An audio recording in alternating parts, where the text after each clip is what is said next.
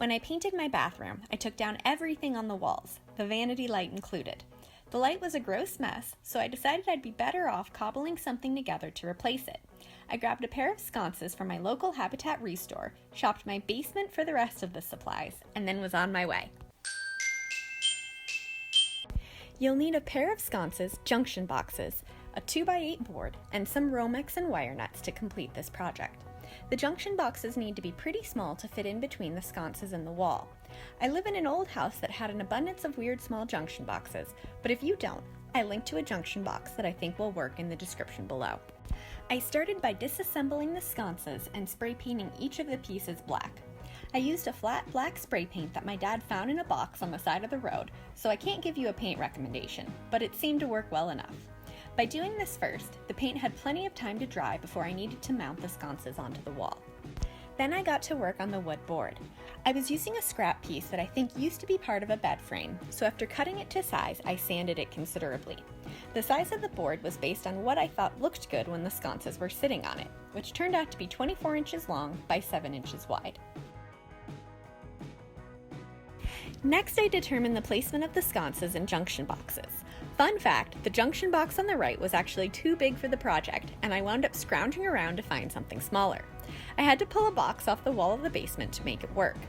Lesson here, be sure you make sure your boxes will work before you cut any holes.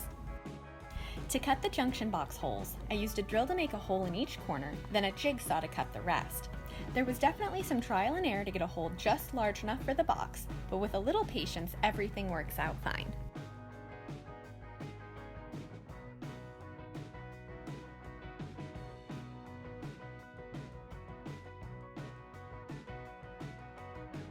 Then I started working on carving space in the back of the piece for the Romex to run to each light. A plunge router would be an ideal tool for this, but I didn't have one of those, so I used a drill press and a spade bit.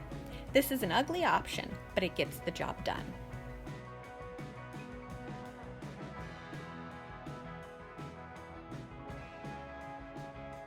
I recommend carving a ton of space. Romex can be difficult to wrangle. The more space you carve, the easier it'll be. The little line you see me making here was not nearly enough space. After my first mounting attempt, I came back and made more holes. Then I stained the board. I did extensive testing on the back of the board to decide on a stain, which I always recommend since stains tend to take differently on different boards. The stain I used was a custom mixed Sherwin-Williams Oops stain that I found at the Habitat Restore, so once again, I can't give you a specific color.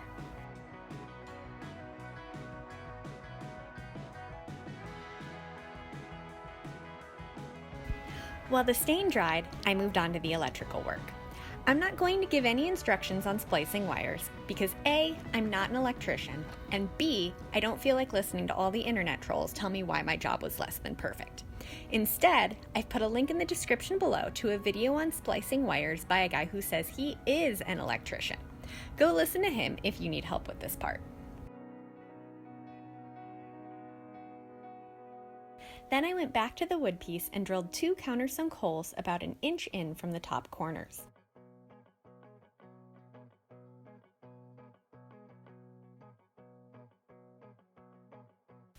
Then I added the junction boxes to the boards.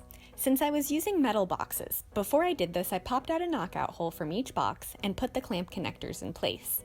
If you're using a plastic blue box, you shouldn't have to worry about this, although once again, I'm not an electrician. Arrange your wood piece on the wall where you want it to be and drill a hole through the countersunk hole you already made and into the wall. This will act like a pencil mark so that you know where to place your anchor. If you have someone else holding the board, you can do both holes at the same time, but since I was working alone, I wasn't that brave. Then screw your drywall anchor into the wall. Be sure you're using a heavy-duty anchor here. Mine was rated for up to 75 pounds. I drove my screw into the wood so that it peeked out just a little bit at the other end before lifting my board up. This way, I could line up that little bit of screw with the anchor in the wall. Then I drove my screw into place.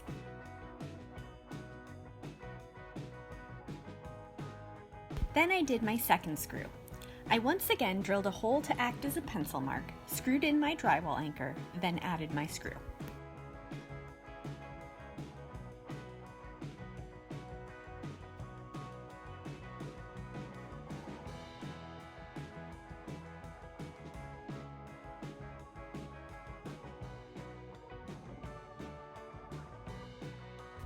Then I wired each of the lights.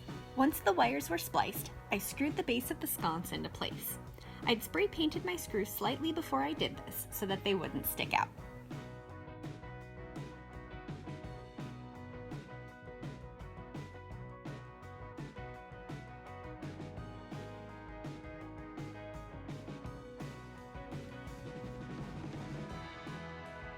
Finally, I reattached the globes and added light bulbs to the lights.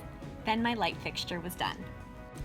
I only spent $750 on this project, so I'm a little in awe of how well it turned out. If you like it too, be sure to like, subscribe, and share this video with a friend. And if you want more information, check out the blog post linked in the description below. Thanks, and don't forget to hit subscribe.